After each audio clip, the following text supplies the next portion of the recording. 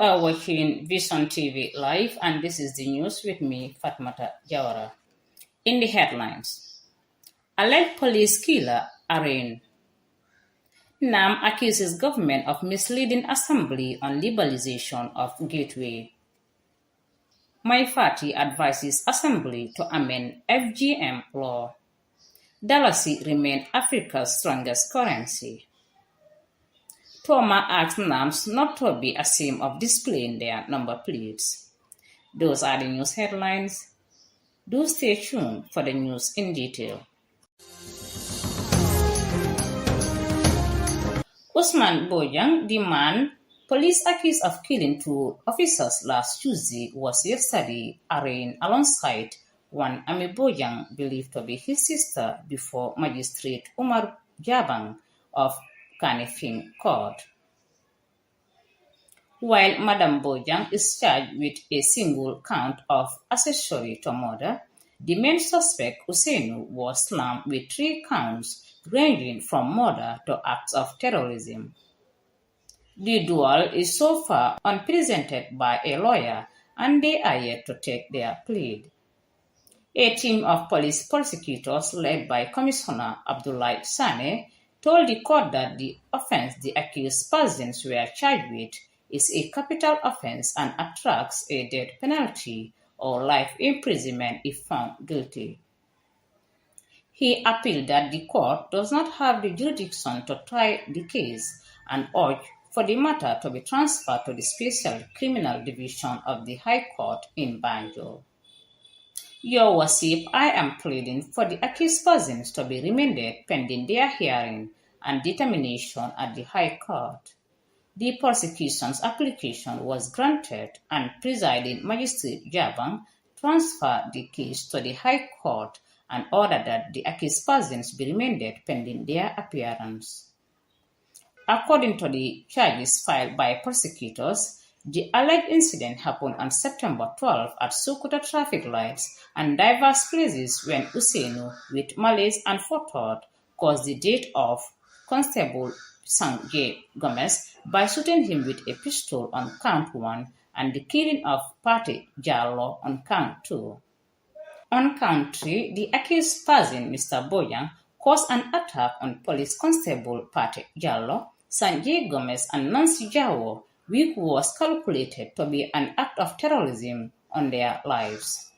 Count 4 alleged that Ami Bojang on September 12 at Sokoto traffic lights and diverse places with knowledge that Usainu Bojang has committed murder provided transportation for him to exit the jurisdiction of the Gambia. Nyamina Dankunku lawmaker Samba Jallo has accused government of misleading parliament over the liberalization of the international gateway, which he said has deprived the Gambian National Telecommunications Company GAMTEL of its revenue base, leaving it in a sad situation. According to Jallo, a veteran in the assembly, government received a $25 million grant from the IMF in 2019 with a condition that the country's international gateway be liberalized, and government subsequently laid this agreement before lawmakers without informing them about the conditions attached. He said the gateway was the principal revenue-generating channel for GAMTEL, and depriving them from managing it amounts to rendering the company ineffective. It is sad to see GAMTEL in this manner. The company was very productive, but now it is struggling, and this assembly must look into this. To my surprise, a $25 million grant was tabled in this parliament in 2019 on condition by the IMF that the government must accept liberalizing the gateway, and then the IMF will disburse $25 million. This is sad. When I did my research in 2019, when GAMTEL was working with Global Voice, managing the international gateway, they terminated $13 million in 14 months, and each minute was charged at $0.2 cent, generating net revenue of over $35 million. Again, when Spectrum took over the management of the gateway, They generated over 8 million US dollars. So if Gamtel worked with international institutions to generate this huge amount of money, why accept a $25 million grant on a condition which this August Assembly approved without being informed that this was the condition then?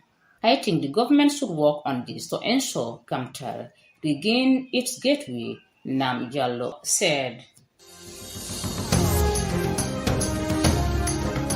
The leader of the opposition Gambia Moral Congress (GMC) has advised National Assembly members to amend the law banning female genital mutilation (FGM). Despite being banned in the country since 2015, this harmful practice continues to be practiced secretly. However, the recent conviction of the three women for prohibited excision sparked intense debate in the country, where 75% of adolescent girls have been subjected to the practice. Political and religious leaders in the country are actively campaigning to decriminalize the practice. Imam Abdullah Fati, a supporter of excision, and legislator Suleiman Sao, who has called for discriminalization in the country's parliament, are the driving forces behind this controversial issue.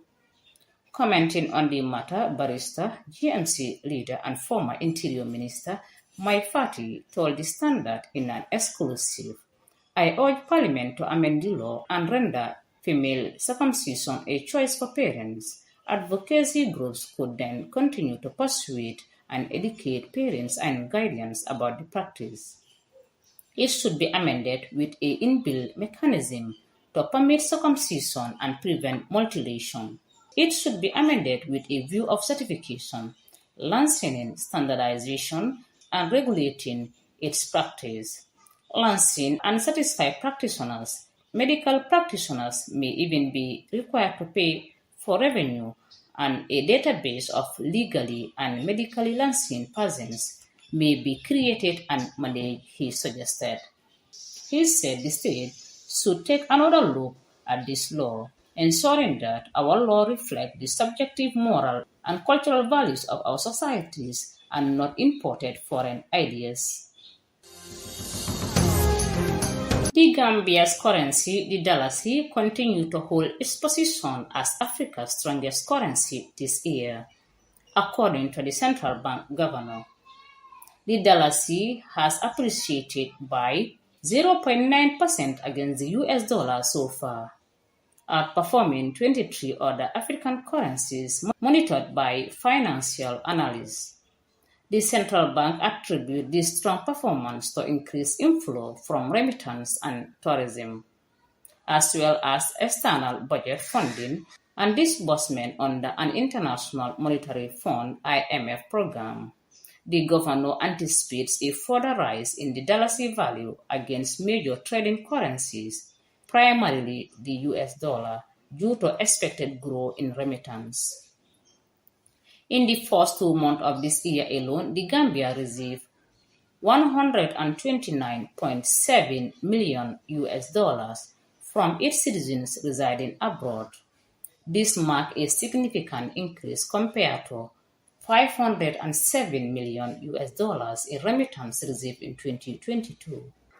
The number of tourists visiting the country also increased subsequently last year, jumping to 174,490 from 120,460 the previous year, following a decline to 89,232 in 2022 due to the COVID-19 pandemic.